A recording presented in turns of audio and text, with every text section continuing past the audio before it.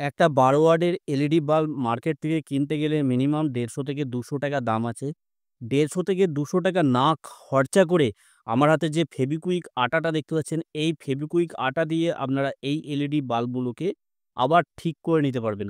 যেকোনো খারাপ নষ্ট এলইডি ফেলে দেয়া, যেসব এলইডি নষ্ট এলইডি গুলো পড়ে আছে এলইডি বাল্বগুলো, ওই এলইডি বাল্বগুলোকে আপনারা একটা ফেভিকুইক আটা দিয়ে ৳৫ দিয়ে একটা ফেভিকুইক আটা কিনে নেবেন মুদিখানার দোকান থেকে, তাহলেই আপনারা ওই এলইডি বাল্বটাকে আবার নতুন করে রিপেয়ারিং করে নিতে পারবেন। আমি আপনাদেরকে সঠিক সিস্টেম, সঠিক পদ্ধতি এবার দেখিয়ে দেবো এই ফেভিকুইক আটাটা দিয়ে কিভাবে আপনারা এই এলইডি বাল্বগুলোকে সঠিকভাবে ঠিক করে নিতে পারবেন। আবার নতুন করে নতুন পজিশনে যেমন ছিল সেরকমই আপনারা এই এলইডি বাল্বটাকে আবার ব্যবহার করতে পারবেন। আমি আপনাদেরকে পুরো সিস্টেমটা দেখিয়ে দেবো। যেকোনো ভাই বা যেকোনো বন্ধুরা এই কাজটা করতে পারবেন।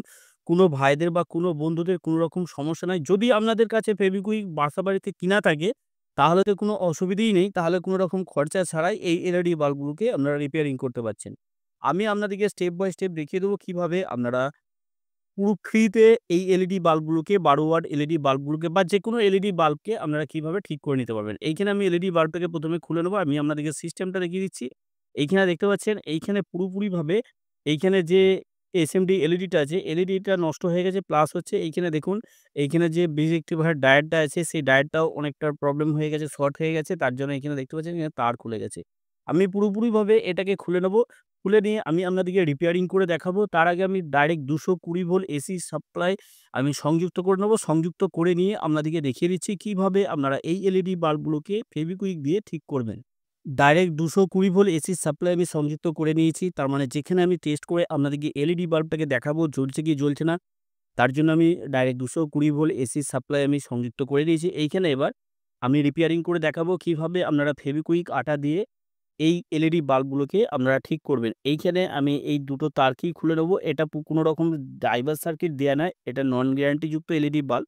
এখানে দেখতে পাচ্ছেন, এখানে কোনো রকম ডাইভার সার্কিট দেয়া নাই। এখানে সরাসরি এখানে ডিওবি দিয়ে এখনকার যত রকম এলইডি নতুন যে এলইডি গুলো আসছে, এলইডি গুলোতে কোনো রকম ডাইভার সার্কিট থাকে না। এখন পুরোপুরিভাবে ওপরে একটা ডিওবি প্লেট দিয়ে দিচ্ছে। যেরকম এই ডিওবি প্লেটটা দেখতে পাচ্ছেন, তাতে গ্যারান্টিযুক্ত হোক, নন গ্যারান্টি হোক, সবেতেই ডিওবি প্লেট দিয়ে দিচ্ছে। তবে গ্যারান্টিযুক্ত যে এলইডি বাল্বগুলো থাকে, সেই এলইডি বাল্বগুলোকে একটু উন্নত মানের ডিওবি প্লেট দেয়। আর যেগুলো নন গ্যারান্টি থাকে সেগুলো একটু কমা থাকে। তার জন্য এইখানে দেখতে পাচ্ছেন সিস্টেম একই। আমি যে সিস্টেমটা দেখিয়ে দিচ্ছি, এই সিস্টেমেই আপনারা রিপেয়ারিং করবেন। এইখান থেকে আমি এটাকে তুলে নেবো। এটাকে ভালো করে এখানে দেখতে পাচ্ছেন কোনো রকমভাবেই ডাইভার সার্কিট দেয়া নেই। এবার এইখানে যে প্যানেলটা আছে, এই প্যানেলটাকে আমি তুলে নিচ্ছি।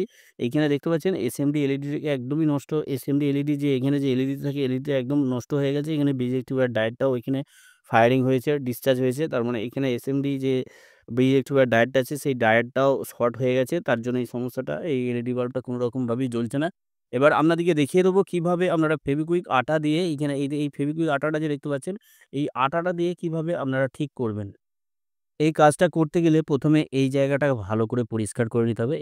এইখানে যে আটাগুলো থাকে, গামগুলো থাকে, এই গামগুলো ভালো করে পরিষ্কার করে নিতে হবে। যেভাবে আমি পরিষ্কার করে নিচ্ছি, এইভাবে আপনারা ভালো করে এইখানে একদম ক্লিন করে পরিষ্কার করে নেবেন। কেননা না হলে এই কাজটা তো ফ্রিতে করতে পারছেন। একদম ফ্রিতে, কোনো রকম খরচা ছাড়া। কেননা একটা ৳৫ র ফেভিকুইক কি এমন খরচা। তারপরে এই ফেভিকুইকটা এইখানেই যে পুরোটা লেগে যাবে সেরকম কিছু ব্যাপার নাই। ওই আটাটা আপনারা আবার অন্য জায়গায় ব্যবহার করতে পারবেন। এইখানে পরিষ্কার করে নিলাম। পরিষ্কার করে নেওয়ার পর এইখানে তারটাকে আমি চেঞ্জ করব।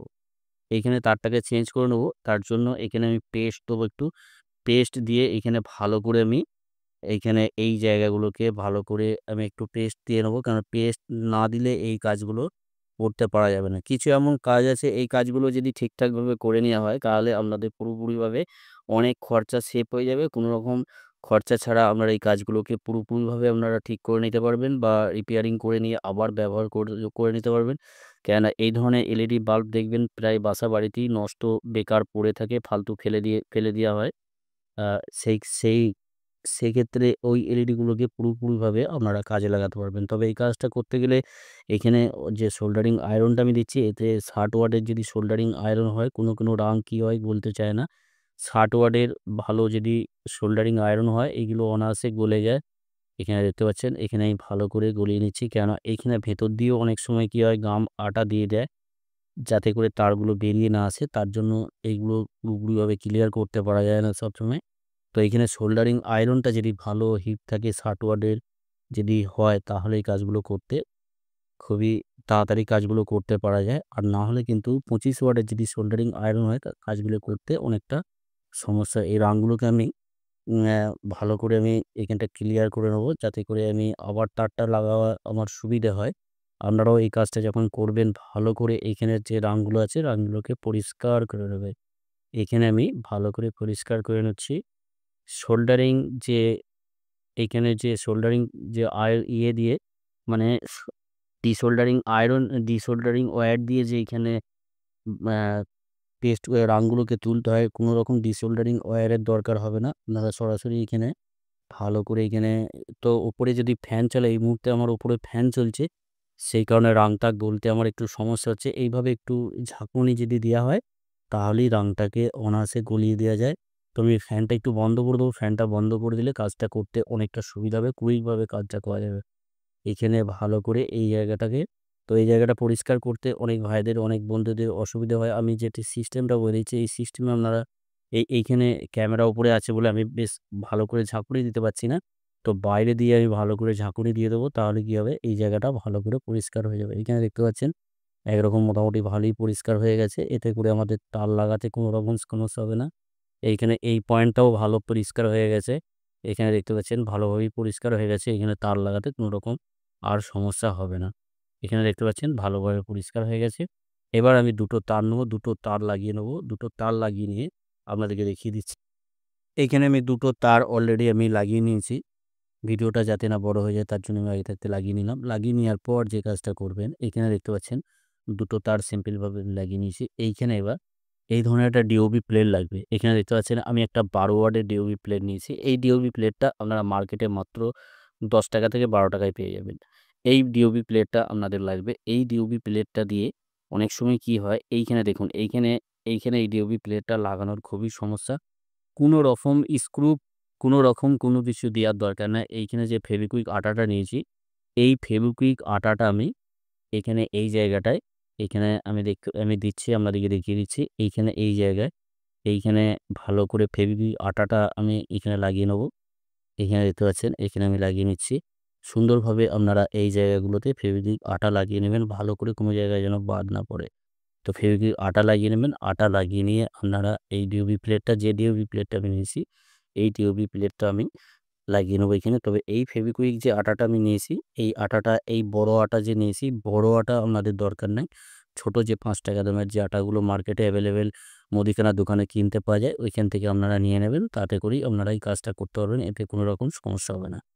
এইখানে আমি এই ডিওবি প্লেটটাকে ভালো করে এইভাবে বসিয়ে নেব। বসিয়ে নেওয়ার পর জাস্ট কয়েক মিনিট বা কয়েক সেকেন্ড এখানে কোনো রকম যেন হাতে না লাগে। হাতে লাগলে আপনাদের হাত আবার ছাড়বে না। এতে সমস্যা হয়। এখানে দেখতে পাচ্ছেন, এইখানে যেই ডিওবি প্লেটটা লাগানো ছিল, এই ডিওবি প্লেটটা কতটা ছোট ডিওবি প্লেট লাগানো ছিল দেখুন। আর আমি যে ডিওবি প্লেটটা লাগিয়েছি এটা কতটা বড় আছে।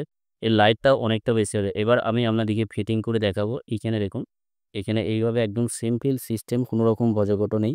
এইখানে সুন্দরভাবে আমি তারগুলোকে লাগিয়ে নেবো। তবে ফেভিকুইক আটাটা জুড়তে একটুখানি সময় লাগে। জাস্ট কিছুক্ষণ সময় লাগে, বেশিক্ষণ সময় লাগে না। এখানে আমি প্লেটটাকে লাগিয়ে নিলাম। প্লেটটা লাগিয়ে নেওয়ার পর এইখানে যে তারগুলো আছে, তারগুলো ভালো করে আমি সোল্ডারিং করে নেবো। এই ডিওবি প্লেটগুলো লাগাতে গেলে কোনো রকম প্লাস মাইনাস কোনো কিছু দেখতে হবে না। আপনারা যেদিকে খুশি লাগাতে পারবেন। এইখানে দেখুন, এইখানে আমি সুন্দরভাবে এই জায়গাটায় সোল্ডারিং করে নেবো। এখানে আমি রাংটা নেবো। রাংটা নিয়ে এখানে আমি আরেকটা পয়েন্ট আছে, সেই পয়েন্টটা আমি আপনাদেরকে বলে দেবো। ওই পয়েন্টটা আপনাদের জানা দরকার, না হলে আপনাদের অনেক রকম সমস্যা হতে পারে। সেটা আমি বলে দেবো ভিডিওর লাস্টে। এখানে দেখুন, এখানে এই তারটাকে আমি লাগিয়ে দিলাম। কোনো রকম প্লাস মাইনাস দেখার দরকার নাই। আমি আপনাদেরকে এলইডি বাল্বটাকে টেস্ট করেও দেখিয়ে দেবো কতটা লাইট হচ্ছে। লাইটের কোনো রকম সমস্যা থাকবে না। একদম নতুন পজিশনে যেমন ছিল সেরকমই থাকবে। লাইটের কোনো রকম পরিবর্তন হবে না। এখানে আমি সুন্দরভাবে এখানে এই জায়গাটা আমি সোল্ডারিং করে দেবো। এখানে দেখুন, এখানে এই জায়গাটায় সোল্ডারিং করে দিলাম। সোল্ডারিং করে নেওয়ার পর এবার আপনাদেরকে একটা পয়েন্ট আমি দেখিয়ে দিচ্ছি যে সমস্যাটা বেশিরভাগ ক্ষেত্রেই হয়। ওই পয়েন্টটা ভুলের কারণে এখানে আমি একদম লাইভ দেখাচ্ছি, কোনো রকম ভিডিওটা কাটিনি। এখানে আমি লাগিয়ে দিলাম।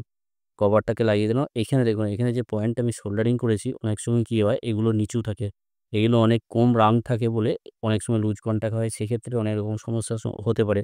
এইখানে আপনারা যখন রাংটা লাগাবেন, রাংটা ভালো করে লাগাবেন। আমি যেরকম উঁচু করে লাগিয়েছি সেইভাবেই উঁচু করে এরকমভাবে লাগাবেন। তাতে করে কোনো রকম সমস্যা হবে না। এলইডি বাল্বটা দেখতে পাচ্ছেন একদম পরিষ্কার জ্বলছে, কোনো রকম সমস্যা নাই। লাইট যতটা লাইট 12 ওয়াটের থাকে ততটাই লাইট হবে। লাইটের কোনো রকম পরিবর্তন হবে না। আশা করি আপনারা বুঝতে পেরেছেন কিভাবে একটা ফেভিকুইক আটা দিয়ে আপনারা একটা এলইডি বাল্বকে একদম ফ্রিতে রিপেয়ারিং করে নিতে পারবেন। যদি কোনো বুঝতে আপনাদের অসুবিধা হয়, যদি কোনো আপনাদের নতুন ভিডিও পেতে ইচ্ছা হয়, যদি কোনো আপনাদের নতুন ভিডিও দেখার ইচ্ছা থাকে বা কোনো রকম কোনো কিছু ভিডিও নতুন কিছু শিখতে চান, অবশ্যই আমাদের কমেন্ট করে জানাবেন। আমি আপনাদের জন্য নতুন করে ভিডিও তৈরি করে দেবো। আর এই বিষয় নিয়ে আপনাদের কোনো যদি অসুবিধা থাকে অবশ্যই কমেন্ট করে জানাবেন। আপনারা সকলেই ভালো থাকবেন, সুস্থ থাকবেন, নিজের খেয়াল রাখবেন। ওকে, ধন্যবাদ। Thank you.